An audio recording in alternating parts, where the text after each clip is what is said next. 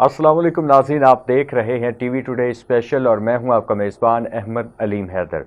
नाज़रीन, TV today special में हम कोशिश करते हैं कि कोई ना कोई ऐसी पर्सनैलिटी को आपके सामने लेके आएँ, उनका इंटरव्यू कंडक्ट करें जो पाकिस्तान के लिए, पूरी दुनिया के अंदर पाकिस्तान की बेटरमेंट के लिए काम कर रहे हैं।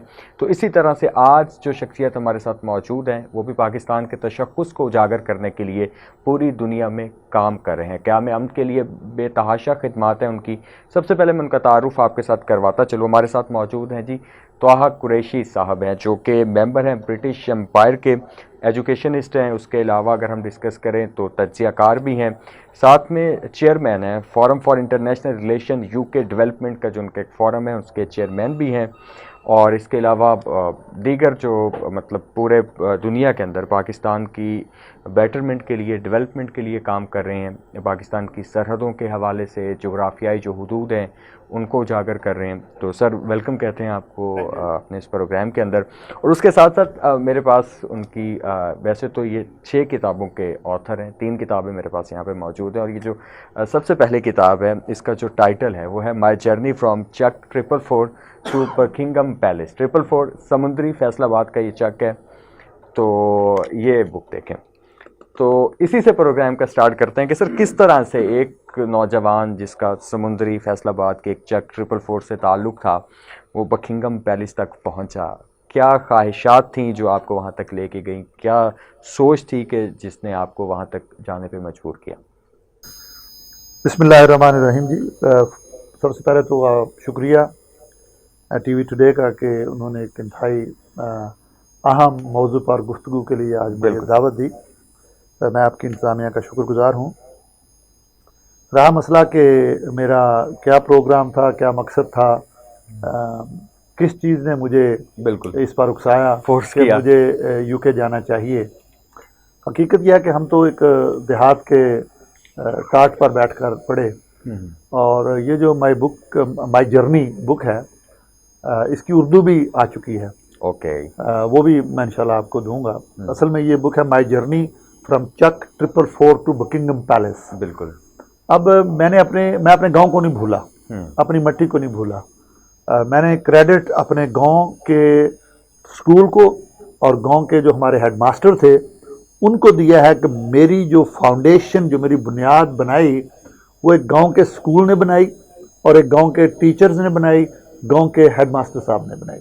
और आज जो मैं वहाँ तरक्की कर चुका हूँ, जहाँ क्वीन से मुलाकात है, किंग से मुलाकात है, प्रिंसेस से मुलाकात है, वहाँ के आर्मी चीफ से मुलाकात है, चीफ ऑफ डिफेंस स्टाफ से मुलाकात है, या मिनिस्टर्स, प्राइम मिनिस्टर्स, या इस तरह बिल क्लिंटन है। तो इस तरह के लोगों से जो डायलॉग है वो मैं समझता हूँ कि मेरी फाउंडेशन पाकिस्तान ने मुझे दी। बेस पाकिस्तान है, पाकिस्तान है तो हम हैं। बिल्कुल डेफिनेट। हमारी एग्जिस्टेंस पाकिस्तान के वजूद के साथ मुंसलिक है। मुझे आकर यहाँ बहुत दुख होता है जब हम देखते हैं कि पाकिस्तान में एक पॉलिटिकल और इकोनॉमिक टर्मोइल है। यहाँ पर मुआशी तौर पर, सियासी तौर पर हम एक बहुत ही निचली सतह पर जा चुके हैं, और अखलाकी तौर पर भी मैं समझता हूँ कि हमारी कौम को एक कौम बनकर इस वक्त उभरना होगा। हमारे यहाँ बहुत बड़ी एक पोलराइजेशन हो चुकी है, इंतहाएं पैदा हो चुकी हैं। इधर जो है वो एक कोई अपने आप को दीनदार तबका बनाया बैठा है, इधर आपको कोई सेकुलर एक तबका बनाया बैठा है कि जी दीन तो ज़रूरी नहीं है, इस्लाम ज़रूरी नहीं है, पाकिस्तान तो इस्लाम के लिए बना ही नहीं था। ये मैं सुन के हैरान होता हूँ कि एक अब बहुत सारी तादाद यहाँ पैदा हो चुकी है जो ये कहती है कि पाकिस्तान का मतलब क्या, ला इलाहा इल्लल्लाह। ये तो मौलवी ने नारा लगाया, ये तो ऐसे ही खामा मौलवियों ने तमाशा बनाया हुआ है। हालांकि पाकिस्तान का वजूद ये इस चीज़ की अलामत है कि दो कौमी नज़रिए की बुनियाद पर ये बना। उधर हिंदू थे और इधर मुसलमान थे। वो प्रैक्टिकली आजकल हम देख भी रहे हैं कि जो हिंदुस्तान में मुसलमानों के साथ हो रहा है सारा कुछ। अच्छा सर, यहाँ पे आपने बात की पोलराइजेशन की, तो क्या वजूहात हैं हमारी सोसाइटी के अंदर, इतनी ज़्यादा पोलराइजेशन क्यों है? और ये अगर हम देखें तो एक शायद चंद सालों की बात है जो इतनी ज़्यादा बढ़ गई है, थी तो पहले भी, अब बहुत ज़्यादा बढ़ गई है। क्या वजूहात हैं आपके? जी बिल्कुल, ये बहुत ही अहम सवाल है। मैं ये समझता हूँ कि जो 2018 में एक तजर्बा किया गया ایسے تجربات امریکہ میں بھی ہوئے اور برطانیہ میں بھی ہوئے، اور ایسے لوگوں کو لایا گیا جو کہ پاپولسٹ قسم کے لوگ تھے.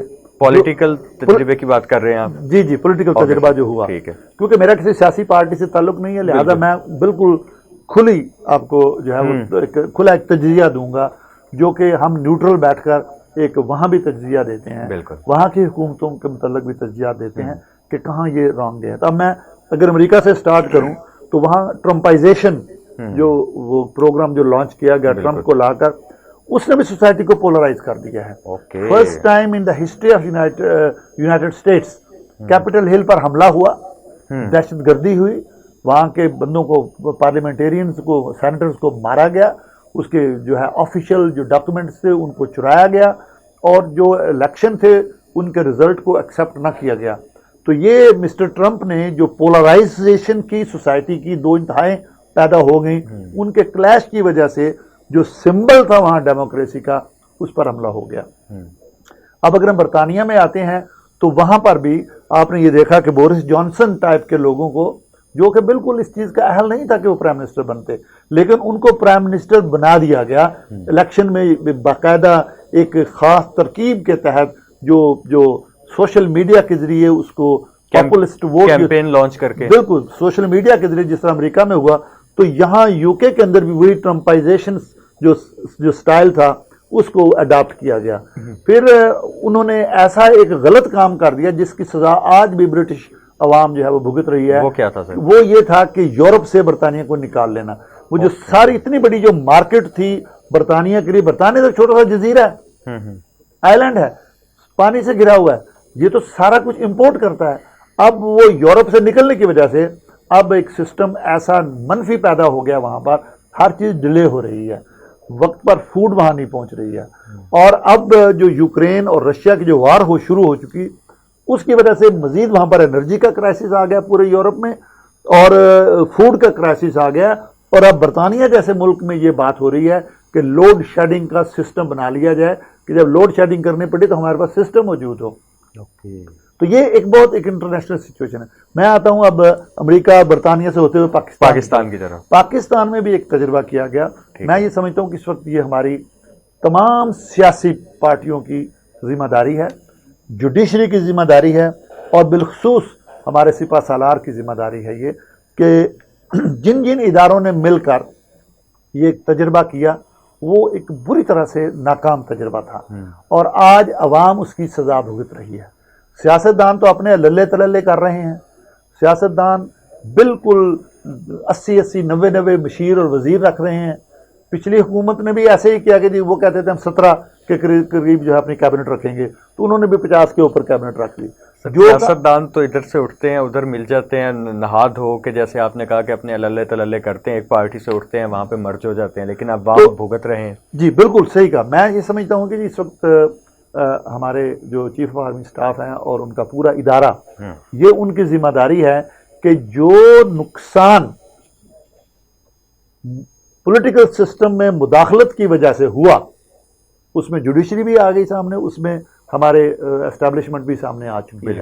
اب یہ بالکل بات سامنے آ گئی. عمران خان تو صاحب کہتے ہیں کہ جی یہ تو کیا تھا جناب جنرل فیاض نے، وہ صاحب کہتے ہیں کہ جی یہ تو جنرل باجوہ نے کیا، میں نے تو کچھ کیا ہی نہیں. صحیح. اب وہ اپنے ہاتھ دھو کے بیٹھ گئے ہیں.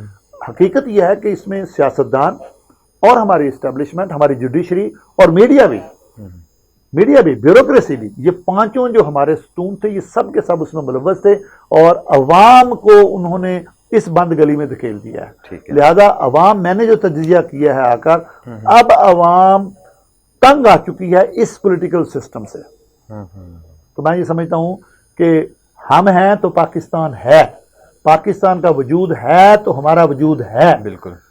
اور اس وقت میں یہ سمجھتا ہوں کہ ہمارا ڈائلاگ ہونا چاہیے آپس میں، اور پاکستان اپرچونٹیز ان کیوس.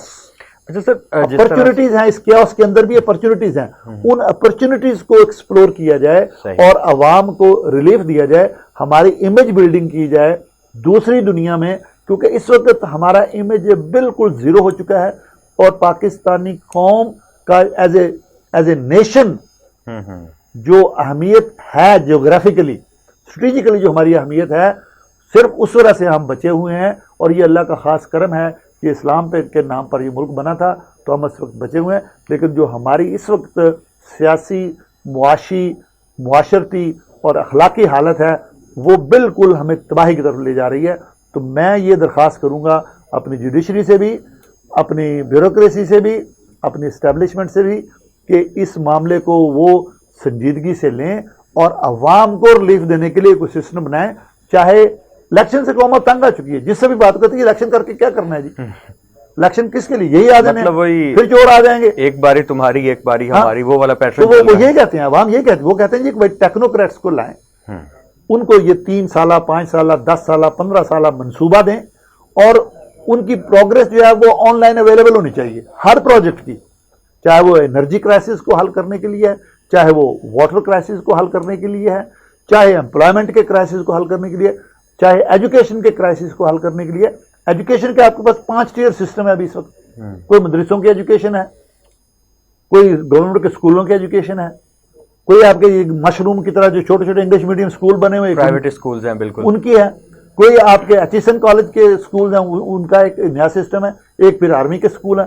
اب یہ 5 اسکولوں کے جو بچے جب نکلتے ہیں تو وہ کمپیٹیبلٹی نہیں ہے وہاں پر، سر قوم پولرائز مزید ہوتی جا رہی ہے۔ یہ جو ایک نظام تعلیم ہے اس کو یکساں ہونا چاہیے آپ کی نظر میں، کہ ایک ٹاٹ اسکول پہ جو بچہ بیٹھ کے پڑھ رہا ہے یا جو ایک کسی انٹرنیشنل اسکول میں بھی پڑھ کا ہے، اس کا ایجوکیشن لیول ایک ہی ہونا چاہیے پاکستان دیکھیے ایک ہے فنڈامنٹل جو کور سبجیکٹس ہیں، صحیح کور سبجیکٹس تمام جو ہے وہ ایجوکیشنل انسٹیٹیوشنز کے لیے وہ مسٹ ہونے چاہیے۔ صحیح میں یہ سمجھتا ہوں کہ یہ پہلے تو یہ نہیں ہوتا تھا کہ جی ادھر آپ اسلامی تعلیم حاصل کر لو، ادھر تم جا کے اپنے لاجک پڑھ لو اور فلاسفی پڑھ لو اور ریاضی پڑھ لو، میتھمیٹکس پڑھ لو۔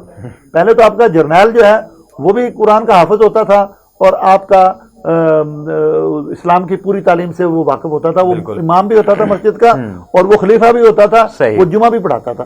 اب آج ہمارے جو سپاہ سالار ہیں، جو جرنیل ہیں، جو ہمارے وزیر اعظم ہیں، اب ہمارے وزیر اس طرح کے ہوتے ہیں کہ ان کو سورہ قل اللہ نہیں پڑھنی آتی، انا اعطینہ نہیں پڑھنی ان کو، بالکل ایسے ہی۔ تو اور کہاں جائیں گے؟ یہ ہم دیکھ چکے ہیں پارلیمنٹ کے اندر، آپ کی مختلف فورمز کے اوپر دیکھ چکے ہیں اس طرح کے واقعات جہاں پر وہ لوگ اس لیے ان لوگوں کو میں سمجھتا ہوں کہ اکاؤنٹیبلٹی ہمارے پاس نہیں ہے ہمارے ملک میں۔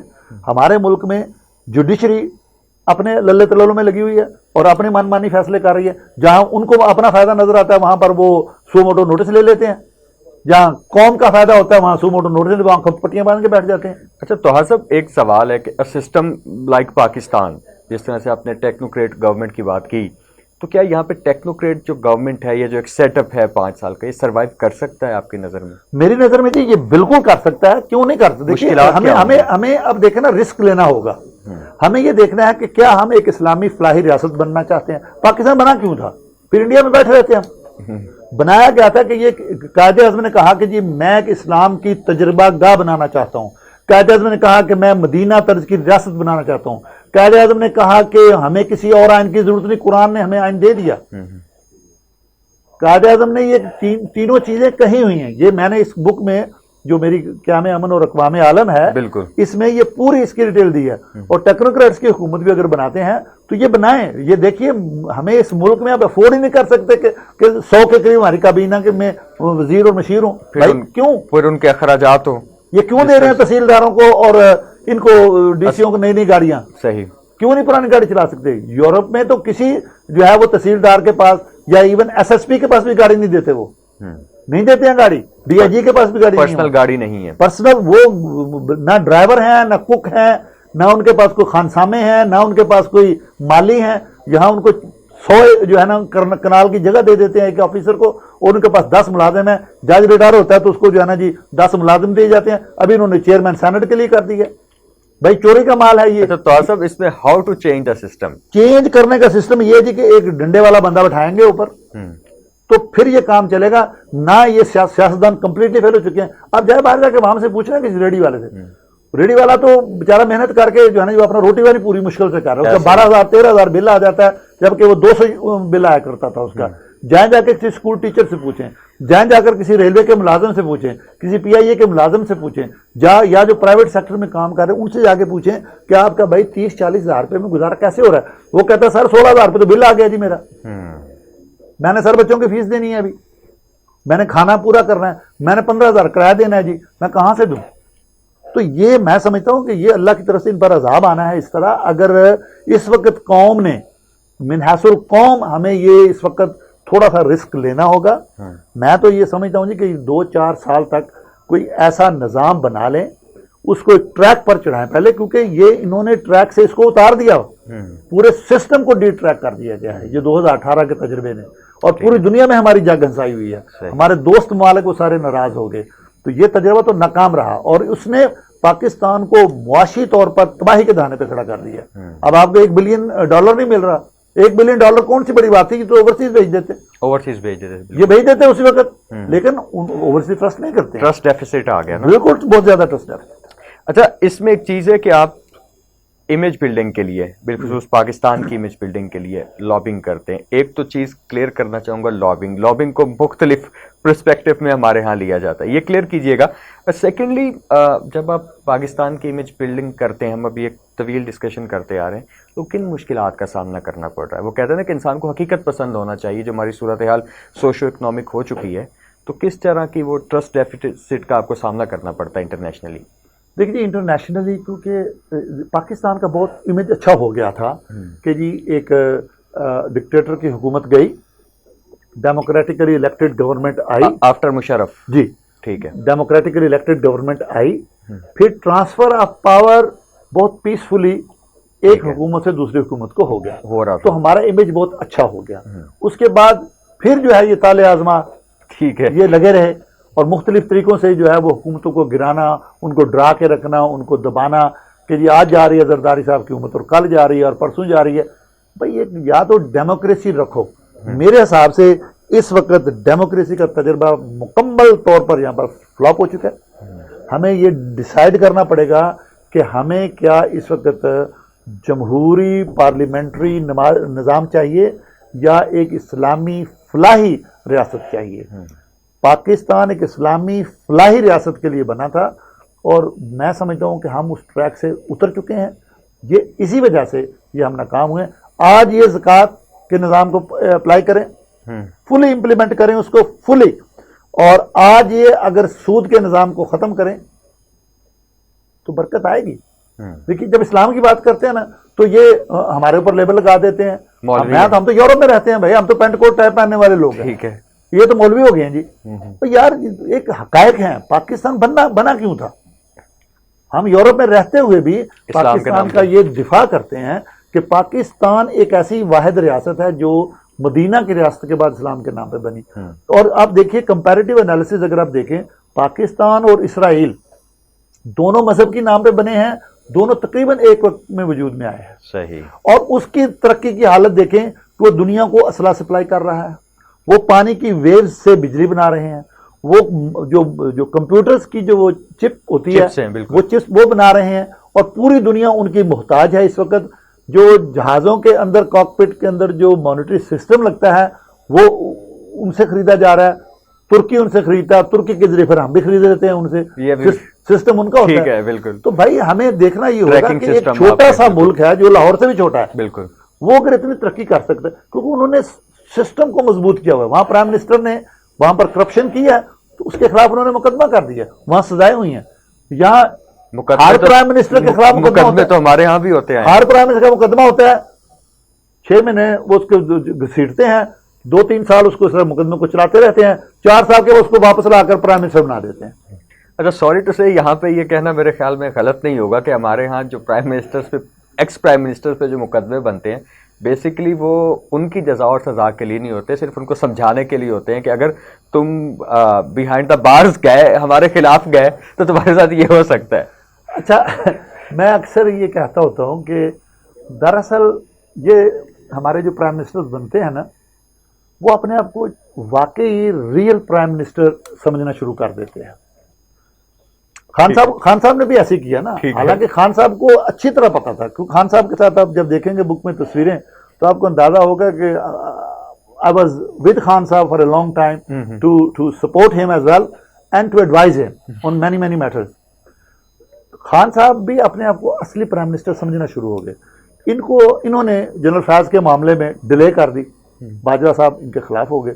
جب ان کو بتایا گیا کہ جی آپ کی اہلیہ جو ہیں وہ فرسٹ لیڈی جو ہیں وہ کرپشن میں ملوث ہیں، تو وہ محترمہ گوگی صاحبہ جو ہیں وہ پیسے لے رہے ہیں، ان کو بتایا گیا تو انہوں نے اس ISI کے چیف کو ہی ہٹا دیا۔ ایک بریک کی طرف چلنا ہے سر، یہیں سے ڈسکشن کا آغاز کریں گے۔ لیٹس ٹیک اے بریک، اور ناظرین آپ ہمارے ساتھ ہی رہیے گا، بریک سے واپس آ کے گفتگو کا یہیں سے آغاز کریں گے۔ Welcome back after the break, اور ڈسکشن چل رہی تھی جیسے کہ توحا صاحب فرما رہے تھے کہ جو آپ کے فارمر پرائم منسٹر تھے وہ واقعی اپنے آپ کو پرائم منسٹر سمجھنے لگ گئے تھے، اور ان کی اہلیہ کے کچھ کرپشن کیسز تھے وہ سامنے آئے، پھر ISI کی پرابلم شروع ہوئی، وہیں سے گفتگو کا آغاز کریں گے۔ تو یہ جو ایک گوگی فیکٹر ہے یہ بہت زیادہ انفلوئنس کر چکا ہے پاکستان کی سیاست کے اندر، تو وہیں سے سر اس کیا یہ گوگی فیکٹر بھی جو ہے نا یہ تو ناٹ 1% ہے۔ شی از پلانٹیڈ اور ناٹ آپ کی نظر میں؟ میں تو یہ سمجھتا ہوں کہ یہ پورا ایک جو 2018 کا جو پروجیکٹ تھا پلانٹیڈ تھا سب، یہ ایک خاص مقصد کے لیے بنایا گیا تھا، اور وہ یہی تھا کہ CPEC کا جو پروجیکٹ تھا اس کو رول بیک کر دیا جائے۔ اوکے۔ اور پاکستان کو جس قدر نقصان ہوا ہے، دیکھیے ان کی $48 بلین کی انویسٹمنٹ ہے اس میں پروجیکٹ میں، چائنا، جی ہاں، اور وہ ویری کرتی رہتی ہے وقت کے ساتھ ساتھ۔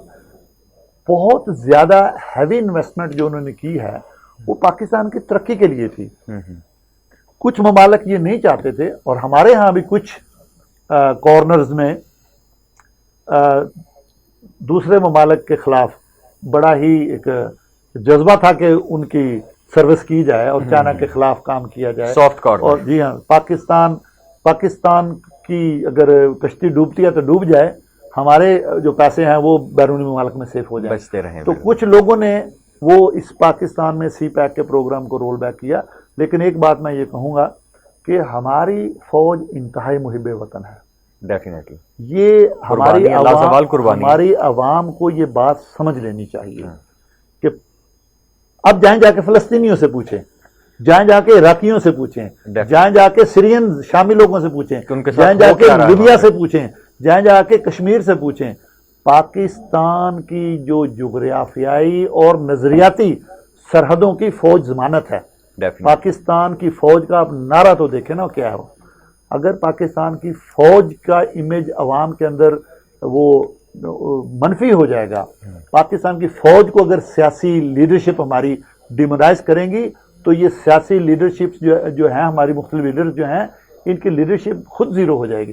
فوج ہے تو پاکستان کا دفاع ہے، فوج نہیں ہے تو پاکستان کا دفاع نہیں ہے۔ اگر ہم دفاع کے قابل نہیں ہے تو پاکستان کی ایگزسٹنس کو خطرہ ہے، اگر پاکستان کی ایگزسٹنس کو خطرہ ہے تو ہماری ایگزسٹنس کہاں ہے، ہمارا وجود کہاں ہے؟ چلے یہیں پہ میں کوشچن جو ہے نا اس کو ایڈ آن کرنا چاہوں گا کہ پاکستان جو ہے، جس طرح سے ہم پاکستان کے وجود کی بات کر رہے ہیں، پاکستان کو آپ کی نظر میں کون سے اندرونی اور بیرونی چیلنجز جو ہیں ان کا سامنا ہے، اور آپ کیا سجیسٹ کریں گے کہ کس طرح سے ان سے نبرد آزما ہوا جا سکتا ہے؟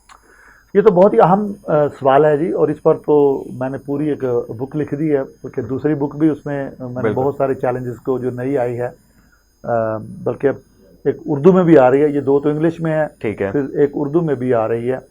پاکستان کو جو ہے اس وقت ملٹی پرونگ چیلنجز ہیں، پاکستان کی جغرافیائی سرحدیں جو ہیں ان پر بھی چیلنجز ہیں، ہمیں کہ ہمیں بھولنا نہیں چاہیے، کیونکہ ادھر انڈیا ہے اس طرف، ادھر افغانستان ہے، پھر ایران ہے۔ ایران کے ساتھ ہمارے تعلقات ٹھیک نہیں تھے، ٹھیک ہے، افغانستان کے تعلقات ہمارے ٹھیک نہیں تھے، انڈیا کے ساتھ ہمارے تعلقات ٹھیک نہیں تھے، تو کیا ہم نے ان ریلیشن شپس کو ریویو کیا؟ وجوہات کیا ہیں، معاملات کیا ہیں؟ کیا وجہ ہے کہ افغانستان ہمارا ایک برادر اسلامی ملک ہے، ایران ہمارا برادر اسلامی ملک ہے، انڈیا میں جتنی ہماری آبادی ہے، ہماری مسلمانوں کی آبادی پاکستان سے زیادہ ہے انڈیا میں مسلمان، تو کیا وجہ ہے کہ ہم امن سے کیوں نہیں رہ سکتے؟ انڈیا کی تو ہمیں سمجھ آتی ہے کہ جی وہ پاکستان کی ایگزسٹنس کے خلاف ہے۔ اب پاکستان کے ایگزسٹنس کے خلاف بہت سارے اور بھی گروپس ہیں جو چاہتے ہیں کہ پاکستان کو توڑ پھوڑ کا شکار کیا جائے، پاکستان کے اندر ایک کیوس کریٹ کیا جائے، ایک ٹرموائل کریٹ کر دیا جائے، اندر سے ہی پاکستان کو توڑا پھوڑا جائے، کھوکھلا کر دیا جائے، پاکستان کے اندر ایسے لوگ پیدا کر دیے جائیں جو کہیں کہ یہ کیا اسلام بھائی، پاکستان کا مطلب کیا ہے، لا الہ الا اللہ، یہ کہاں سے آ گیا؟ تو وہ ایسے لوگوں کو ہمارے اکیڈیمک انسٹیٹیوشنز پیدا کر رہے ہیں.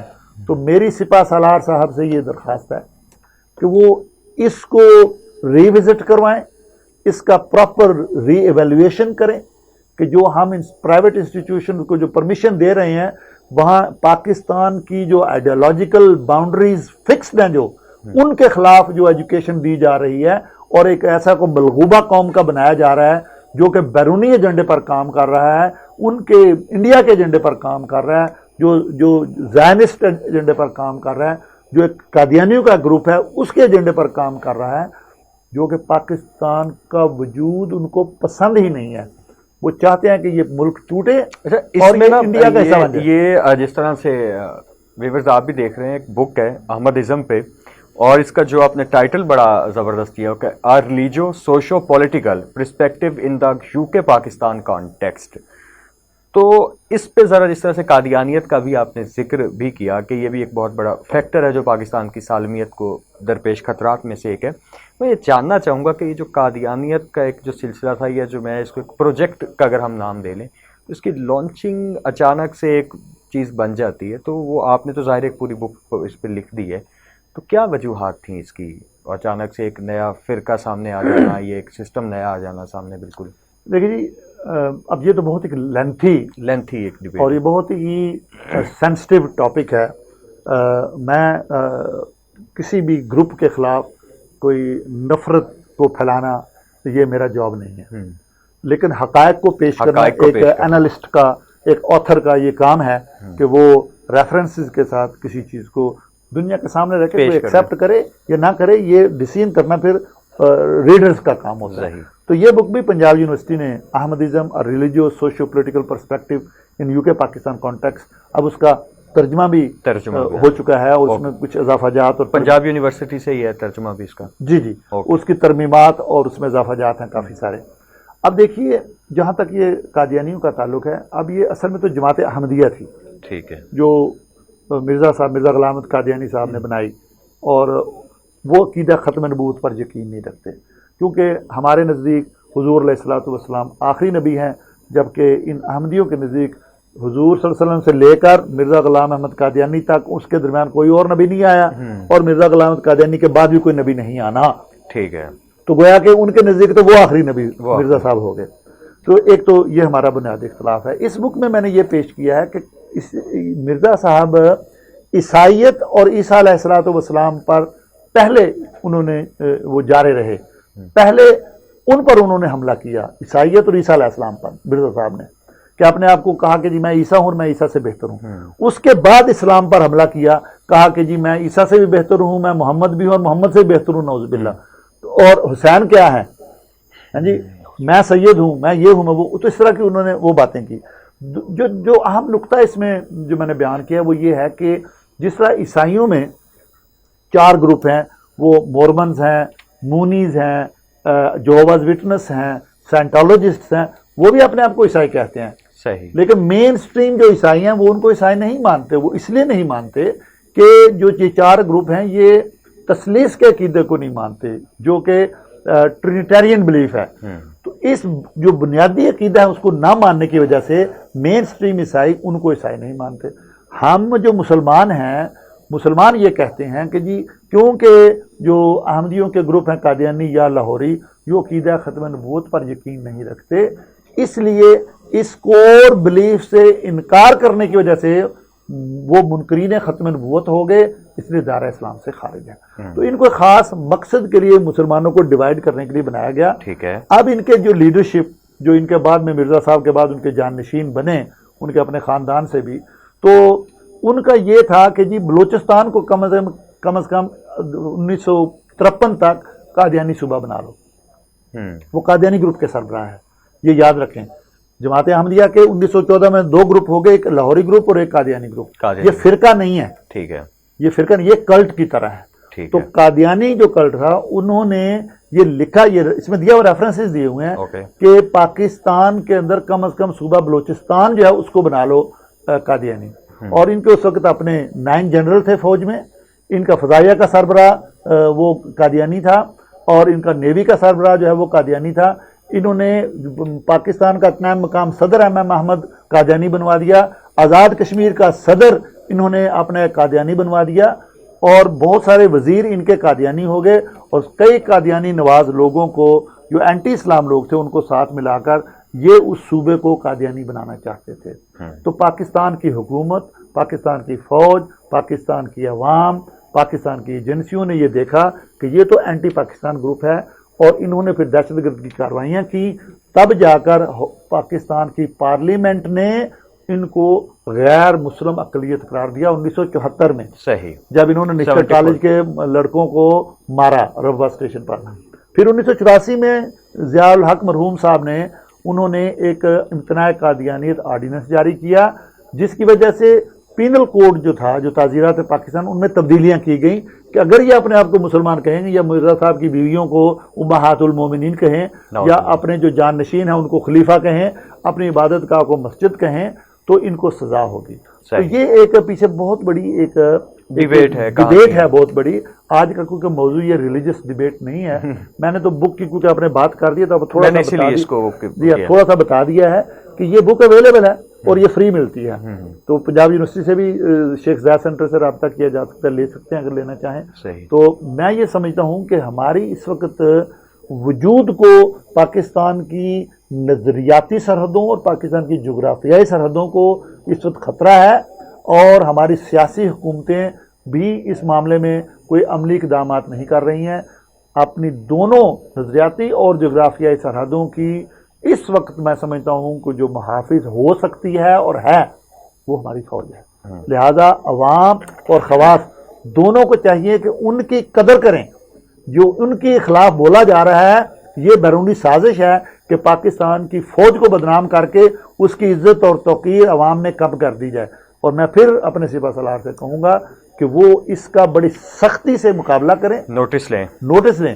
اور آخر میں اسی مذہب کے حوالے سے ایک بات کروں گا کہ جو گوجرانوالا یہ اپنا جڑانوالا میں ہوا ہے، بالکل جو ہماری مسیحی برادری کے جو مکانات تباہ کیے گئے ہیں، جو ان کے بچیوں کو، بچوں کو، عورتوں کو، مردوں جو ان پر ظلم ہوا ہے، جس طرح جناح ہاؤس پر حملہ کرنے والوں کو پکڑا گیا ہے، ان کو سزا دی گئی ہے، ایسے ہی ارجنٹ بیسس پر ان لوگوں کو پکڑا جائے اور دن رات 7 دن ہفتے کے کورٹس کو چلا کر، جس طرح یہ دوسرے کیسوں کے لیے رات کو 12 بجے بھی کھل جاتی ہیں کورٹیں، اس کے لیے بھی بنے کہ عیسائی کمیونٹی بھی ہمارے ملک کا حصہ ہے، وہ اس ملک کے شہری ہیں، ان کو پورا تحفظ ملنا چاہیے. نہ صرف ان کو بلکہ میں سمجھتا ہوں کہ جتنی بھی ہماری اقلیتیں ہیں، مائنورٹیز ہیں، ان سب کو تحفظ ملنا چاہیے. جو آئین کو مانتے ہیں، جو بھی پاکستان کی سالمیت کے خلاف کام نہیں کرتے، ان کو بلا تخصیص پورے کا پورا ان کو تحفظ ملنا چاہیے. میں یو کے کی مثال دوں گا آپ کو کہ یو کے میں 2011 میں نوجوان لڑکے اکٹھے ہو کر انہوں نے لندن میں آگ لگانی شروع کر دی اور سٹوروں کو لوٹنا شروع کر دیا. لندن سے باہر بھی یہ 5 دن تک برطانیہ پورا آگ میں لپیٹ میں رہا. حکومت نے کیا کیا؟ پرائم منسٹر نے کہا کہ we are living in a broken society. ٹوٹ پھوٹ کا شکار ہے ہماری پوری سوسائٹی. ججز نے، کورٹس نے سنڈے کو بھی، ہسٹری میں پہلی دفعہ ایسے ہوا کہ سنڈے کو بھی کورٹس لگا کر ارجنٹ بیسس پر کیسوں کے فیصلے کیے اور سینکڑوں کی تعداد میں لوگوں کو جیل میں ڈال دیا. اس کے بعد کسی کی ضرورت نہیں ہوئی. اگر یہ جڑانوالا کا جو پہلے واقعہ ہوا تھا اس کے لوگوں کو پکڑا جاتا، ہماری عدلیہ ہوش کے ناخن لیتی، ارجنٹ بیسس پر کام ہوتی، ہماری انتظامیہ ہوش کے ناخن لیتی اور ان کو ارجنٹ بیسس پر پکڑ کر ان لوگوں کو سزائیں دیتی تو آج یہ واقعہ نہ ہوتا. Definitely sir, state with in state بنانے کی تو کسی کو بھی اجازت نہیں ہونی چاہیے. اور باقی یہ بھی ہے کہ توہین مذہب جو ہے یا توبہ نعوذ باللہ کہ رسول خدا کی حرمت پہ ہم سب کی جانیں قربان ہیں، اور توہین قرآن کی اگر بات کریں تو اس سے اوپر تو کچھ بھی نہیں ہے. لیکن ظاہر ہے کہ آپ ایک معاشرے کے اندر رہ رہے ہو، وہاں پہ لا اینڈ آرڈر ہے، کوئی سسٹم ہے. یہ ایک کسی کو بھی اجازت نہیں ہونی چاہیے کہ آپ کسی کے گھر پہ چڑھ دوڑو اور قصوروار کوئی ہے اور اس کے مقابلے میں آپ، ابھی جو ایک لیٹسٹ رپورٹ تھی تحصیلدار کی، 19 چرچیں جو جلائے گئے ہیں، 86 سے زیادہ مکانات ہیں جن کو نظر آتش کیا گیا. تو ظاہر ہے کہ ایک بہت بڑا لاس ہے. نہیں، اس کے لیے نا جی دیکھیے کہ میں یہ ہمیشہ میں دیکھتا ہوں کہ بڑے بڑے ہمارے جو علماء اکرام ہیں، حضرت شیخ الاسلام مفتی محمد تقی عثمانی صاحب ہیں، مولانا محمد حنیف جالندھری صاحب ہیں، جن کے اندر پورے پاکستان کے مدارس ہیں، وفاق المدارس کے سیکرٹری جنرل ہیں، وہ ان کے بیانات ہیں. آپ بادشاہ مسجد کے جو خطیب ہیں مولانا عبدالخبیر آزاد صاحب، ان کا بیان دیکھیے. اور بھی علماء کرام ہیں بہت سارے، انہوں نے کہا ہے کہ یہ تو اسلام کے ٹوٹلی مخالف ہے. تو بھائی یہ پھر پاکستان کی بدنامی کرنے کے لیے کوئی سازش کی گئی ہے، اسلام کو بدنام کرنے کے لیے کوئی سازش کی گئی ہے. یہ ہماری ایجنسیوں کا کام ہے کہ اس کی تحقیق کریں، اور جو بھی اس کے پیچھے ہیں، کوئی محرک ہے، کوئی بھی بندہ ہے یا آرگنائزیشن ہے یا کوئی ایجنسی ہے یا ملک ہے، اس کو تشتبام کریں. سر بیفور کلوزنگ، ہم کلوزنگ کی طرف جائیں، ایک اور بک آپ کی جو ویورز آپ دیکھ رہے ہیں کہ قیام امن اور اقوام عالم، بڑا زبردست ایک ٹائٹل ہے، اور نیچے جو اس کا آپ ایک سب ٹائٹل کہہ لیں کہ عالم اسلام کی سسکتی ہوئی صورتحال کے تناظر میں. تو یہ سر جو ہے عالم اسلام کی سسکتی ہوئی صورتحال، دیکھیے یہ لکھنے کی ضرورت ہی کیوں لکھنے کی ضرورت اس لیے پیش آئی کہ مسلمانوں کو 9/11 کے بعد ایک انتہا پسند، دہشت گرد، خونخوار قسم کی ایک قوم بنا کر پیش کیا گیا، بلوائی بنا کے پیش. ہاں جی، پاکستان کو بالخصوص یہ کہا گیا کہ جی یہ روگ ایلیمنٹ ہے. ہماری آرمی کو کہا گیا کہ جی، ہماری ISI کو کہا گیا کہ جی یہ روگ اور بدماش اور غنڈے ہیں. یہ انہی کے ذریعے ہی انہوں نے پاکستانی فوج، پاکستانی عوام، پاکستان مدارس، انہی کے ذریعے ہی مغرب نے سوویت یونین کی شکست و ریخت کی.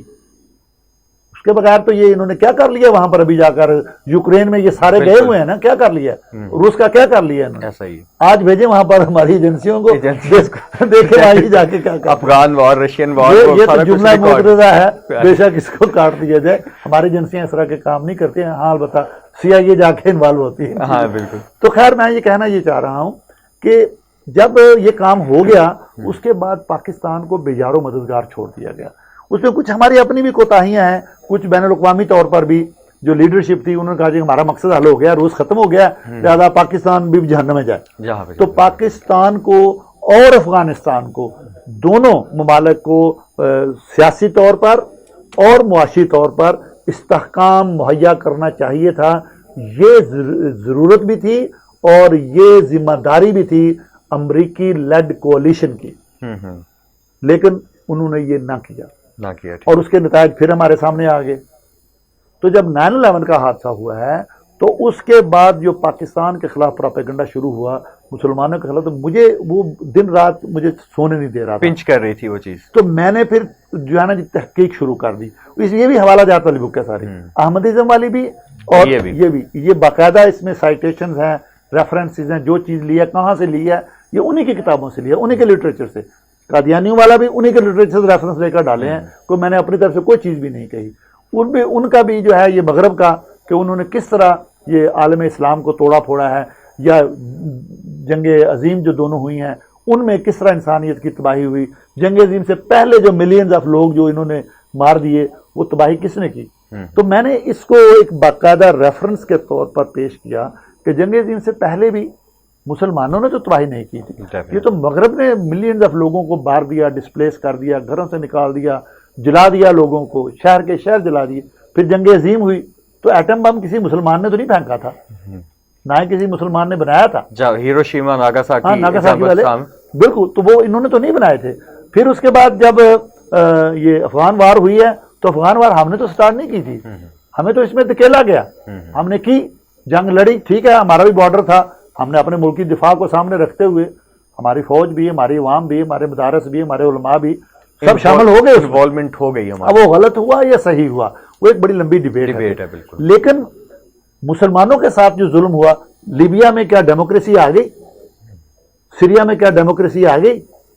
افغانستان میں کیا ڈیموکریسی آ گئی ہے؟ عراق میں ڈیموکریسی آ گئی ہے؟ اس وقت کا ان کا جو گراس ڈومیسٹک پروڈکٹ GDP جو ہوتا ہے وہ دیکھیں اور اب GDP دیکھیں. ان کا تعلیم کا جو ہے ریٹ اس وقت کا دیکھیں اور اب ان کا دیکھیں کہ ایجوکیشن کا ریٹ کیا ہے وہاں. صحیح. تو ہر چیز جو ہے وہ پستی کی طرف گئی ہے، لیبیا میں، عراق میں، شام میں، افغانستان میں. اور آخر میں کیا ہوا کہ امریکی جو ہے وہاں سے دم بگا کر نیچے بھاگ گئے، دم بگا کر چھپا کر بھاگے ہیں وہاں سے. اور پھر جناب پاکستان کو کہا کہ مہربانی کرو سائیں اتنے جناب ساڑھے لاٹھی کر دیں، ریسکیو کریں، ریسکیو کریں۔ تو میں اس کو جو ہے کنکلوڈ اس بات پہ کروں گا، پاکستان ہے تو ہم ہیں، بالکل پاکستان کی بقا، پاکستان کے وجود کے ساتھ ہماری بقا اور وجود منسلک ہے، پاکستان کا وجود ہمارے وجود کی ضمانت ہے، اور اس تمام کی اس وقت ضمانت میں سمجھتا ہوں کہ میری نظر میں ایک ہی ادارہ ہے، وہ اس فوج کا ادارہ ہے۔ خدا را اس کو بدنام نہ کریں، اس ادارے کی جتنی عزت ہو سکتی ہے کریں، اور ہاں فوج کو بھی چاہیے کہ جو ان کے اندر ایسے کچھ افراد ہیں جو کہ ملک کی تباہی میں ملوث ہیں اور وہ کر رہے ہیں، موجودہ سپاہ سالار جو ہیں وہ اس پر لگے ہوئے ہیں، اب وہ بالکل کلنزنگ کر رہے ہیں، کانٹ چھانٹ کا سلسلہ بالکل شروع ہے، اور وہ انشاءاللہ ہوتا رہے گا۔ ہماری سپورٹ جو ہے وہ پوری عوام کی اس وقت فوج کو ہونی چاہیے۔